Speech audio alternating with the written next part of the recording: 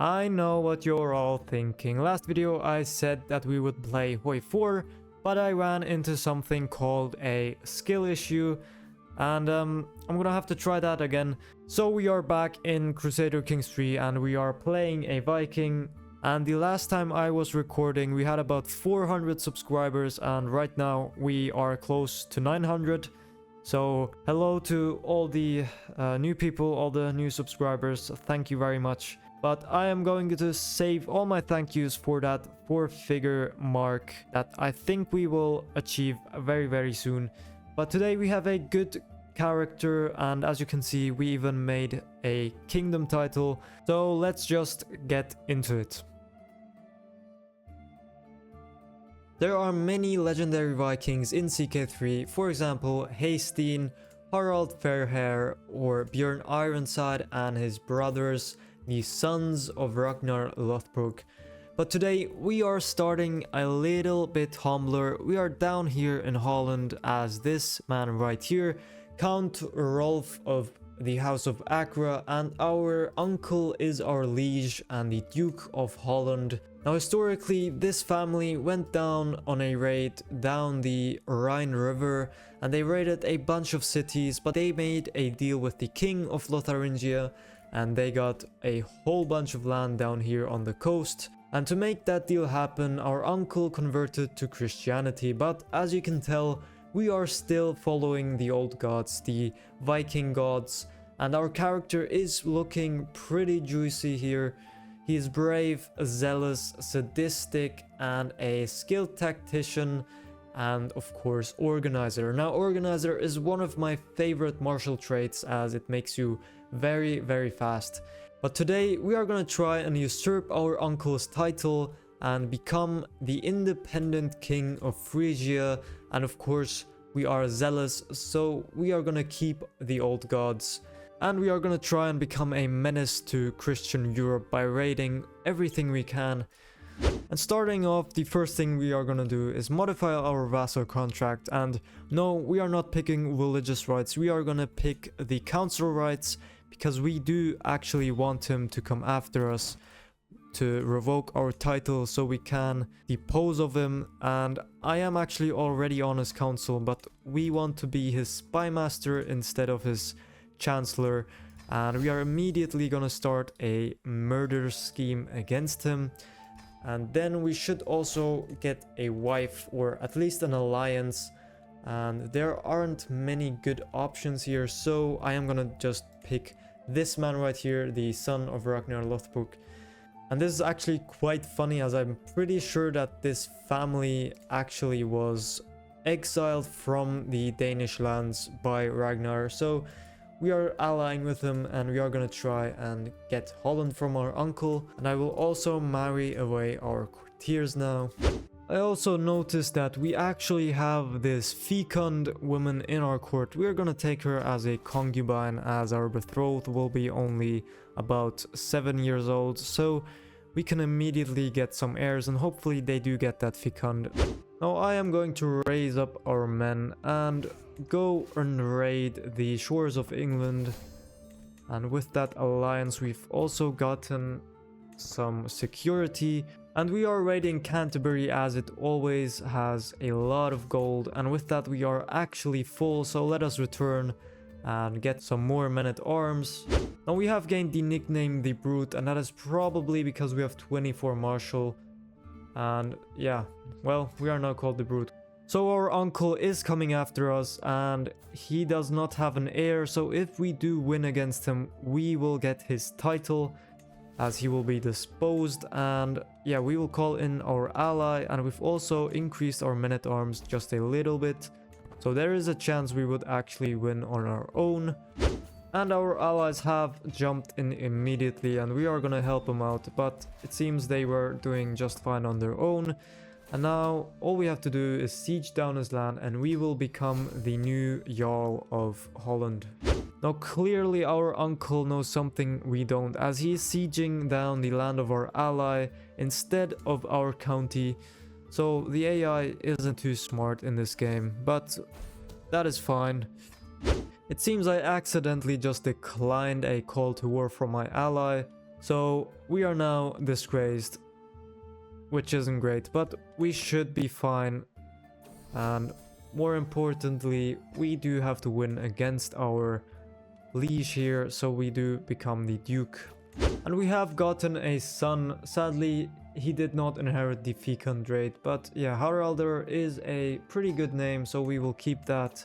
And we have beaten his armies, but he has gotten a daughter, which means even if we do win this war, we are not gonna get his titles. So I'm hoping I will imprison his daughter in this siege, and if we execute her, then we will be the heir again, unless he gets another child. Sadly, we did not imprison the daughter, but we will still end the war.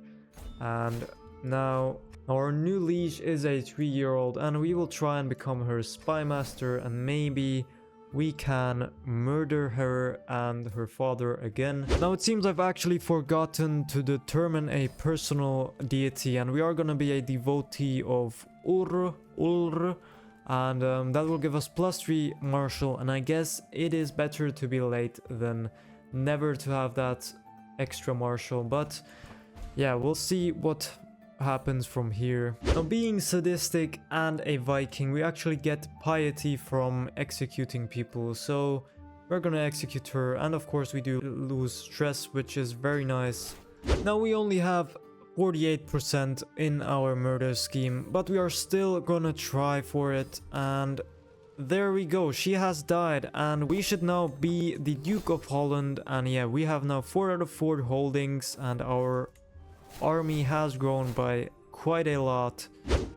Now we do have 2,000 men, and we are allied to Sigurd's Snake in the Eye, so what we are gonna do is actually go for an independence, or you know what, we are gonna do a dissolution faction, as our liege actually has less troops than us and he is at war, so maybe he will accept it without going to war.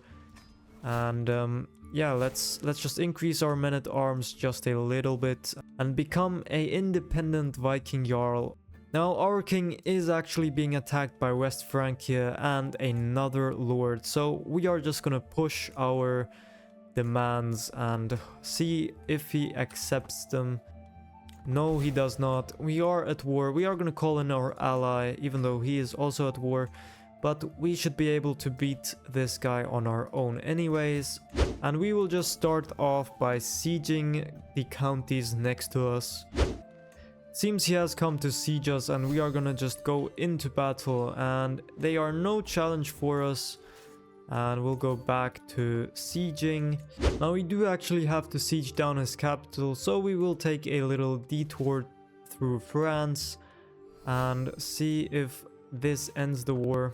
Now that didn't exactly go as planned, as West Francia has actually claimed the kingdom of Lotharingia, so I have joined this independence faction, and the Duke of Barcelona is also in it.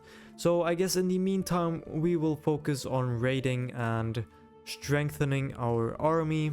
Now you guys need to take a look at this. Look at the de jure borders of the HRE. That is a very, very big HRE, and well, Charles is also very powerful. He has 5,000 troops plus an alliance with the Byzantine Emperor, and he alone also has 4,000 troops. So this is going to be very hard gaining independence from Charles, so wish me luck. Now the HRE is attacking Germany for their claim, and I have gained a few allies. I'm going to declare my independence war now and hope that with my allies it is enough to actually beat them. Now we have siege 1 holding, our allies have arrived, and it seems the Byzantines have come to siege our land, so we will go and attack them and hope that we defeat them, and it does look like we are winning easily. There you go, and there is another stack right here. Now can we catch them here? Yes, we can. Now they do have a big advantage, but we are winning with the help of our allies. And it seems the other Byzantine army wants to go for a round 2, so let's go catch those as well. And yeah, we are winning. Our armies are very powerful with the help of our allies. And we are just gonna continue sieging down these holdings close to our borders. And we are gonna go in for another battle down here. And yeah, even the Roman army is no problem for us. Now instead of continuing this siege down here, I am going to attack the Byzantines, and then I'm gonna go and siege down the HRE's capital, as the war score is ticking because they hold their capital. So we are gonna make our way down there, and we do get some attrition here, but that does not matter. Now we have arrived at their capital. 7 months and the siege should be done, but it seems our allies have remained down here and they are sieging, so at least they are doing something. Now this siege will be done very soon, and it seems our daughter has died. That is not great. And our another daughter, and she was actually robust, so that is not great. And it seems we are a little bit stressed, so we will have to execute some people. Yep, there we go. We'll ransom you and execute this guy as well. That pulls down our stress quite a bit. And we now have a 39% against the HRE. And all we have to do is hold this capital. So, and we will go and siege these other counties next to the capital. Now it seems the Byzantine army is down here. I'm interested to see if I can actually beat them on my own. And let's see, we do have a little bit of advantage, and it seems the battle is going our way. So unless the HRE actually does pull up, we should be able to win this war. That is interesting. We have actually captured the Byzantine emperor. Now we could ransom him. He does have a lot of gold. That is 500 gold. I was thinking executing him would be pretty cool, but 500 gold is 500 gold, so let's ransom him instead. All we need is 2%, and we are gonna go for one last battle against the Byzantine Empire. And with this battle, or when the battle is done, we should be done with the war. Yep, there we go. And now we have done a dissolution war. Now I'm interested to see if we only become independent or...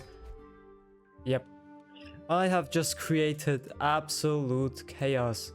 Take a look at this. The HRE has fallen apart. It is now 1,000 different lords fighting over here, and the only one that remains intact is the East Francia and Italy. So where is the little man? It seems he is still wearing his crown, but he is only a count. But somehow he's still called the Great, even though he lost to a few Vikings. Now with all these little lords being independent, that pretty much means we can raid them without ever being at risk of losing a battle. But before we do go on a grand raid, we are going to increase our men-at-arms, as we do have a lot of money. And we are gonna try and work our way to Illustrious, so we can conquer these two dukes right here and form the Kingdom of Phrygia. It seems the Danish king has come down here to raid us, but we are not gonna allow that. We are absolutely clapping them. We almost have 50 advantage there, and the Danish king is being sent back home. Now with our men-at-arms full, we are gonna go on a raid. So we are gonna raise our men and go raiding. And as you can see, all these lords are still independent and have no protection against us. And just like that, we are already out of debt. But we have a big problem, as our men-at-arms are costing more than we are earning. So we have to get enough money that we can build a few buildings in our holdings. Now I have started to build some crop fields, and it seems that England is also looking a bit chaotic, so I'm going to exploit that and go raid the shores of England once again. It seems the Anglo-Saxons are eager to fight us, but we should win this quite easily. Yeah, as you can see, we are winning quite easily, and that battle does give us a bit of prestige, as we are still aiming to be illustrious. Now, just like a few decades ago, we are going down the Rhine River and raiding these cities and holdings. But unlike our uncle, we will not be making a deal to become a Christian. Now I have gotten the event that we will be dead within a year, as we have been working down the medicine focus. But thankfully I have just gotten illustrious, so we are going to disinherit this child right here. Like that. And then we are gonna declare a dual war against these two Dutch dukes. Now it seems this bishop does have 3,000 men, which is pretty impressive, but he will not stand a chance against our army. And we will see, yeah, we absolutely destroyed them, and we will siege down his capital. And we are going to station besiegers, go take care of this army right here, and also the one that is sieging our capital. There we go, and there we go. 2 armies beat right there, and we actually got the full war score on this guy. So all we have to do is continue sieging this county right here. But before the siege has finished, it seems we have died. We played 35 years with him, and we now continue as his 30-year-old son. So let's hope this man is good. He does have a 30 advantage, and if we get a deity right here, yeah, he will have 30. And with that war, we have defeated the bishop, and now all we need is money. Now I am going to ransom the bishop, as we do need some money to create the title. We do have 96%, and this war should be over after the siege. Then we need about 200 gold more to actually form the title, but we have the secret power of raiding. And I'm going to give this land right here off to a Dutch person, so we can increase our cultural acceptance. Now all we need is 200 gold, like I mentioned before, so we are gonna go on a raid. We are going to raid our neighbors. Now there is a plague going around, so hopefully we do not catch it. Now, like the great Ragnar Lothbrok and Bjorn Ironside, we are sieging or raiding down Paris. We are now gonna make our way back to our land, and we should be able to create the Kingdom of Frisia. And yeah, there we go. We have 650 gold, and I'm going to create the kingdom. And look at that. We have come a long way. We started off as a county, and now we are a king. And we have pretty much achieved this with the power of raiding and Viking prowess. Now, I might go and form a hybrid culture. We do need 5% more for that, so hopefully, yeah, we can get that right here. 95 gold to get 10%. And now I am going to create a hybrid culture. And there we go. We have chosen these cultures right here, and we will be called the Doors. And look at that. We now have some Imperial garnets on, and also a Viking, maybe a wolf fur. But we are actually pretty good. We have 25 martial and 23 intrigue, and most of those stats do come from thriving in chaos, as we are very stressed out right now. But we are a pretty stable kingdom. Most of our men are men-at-arms, and we are also the only kingdom in the western, like in Germany and France. We are the Kingdom of Frisia, and then there's the Kingdom of East Francia. We are also one of the strongest characters in our areas, so we have been pretty successful. Now our character also has 31 prowess, and he is a berserker, so that is very cool. But I have been playing for about 2 hours, so I hope you guys enjoyed this, and let me know if there are any underrated or secret characters just like this one, our father. Now the world looks very messy, as we did do a dissolution faction against the HREs, so France is in 1,000 pieces, and honestly England does not look much better. I'm not sure why Italy has one county up here. And well, you have Scotland, which owns Northumbria, and then you have the Isles, Ivar the Boneless, who also kind of owns half of Scotland and a part of Ireland. So these borders are very, very messy, but I hope you guys enjoyed and thank you for watching. And we are reaching 1,000 subscribers very soon. Maybe we've already reached this when you are watching this. So thank you very much for that. I'm grateful and Rex is also grateful. So thank you very much. Thank you for watching. And I do hope you guys have an enjoyable day. And I'll see you guys in the next challenge or video.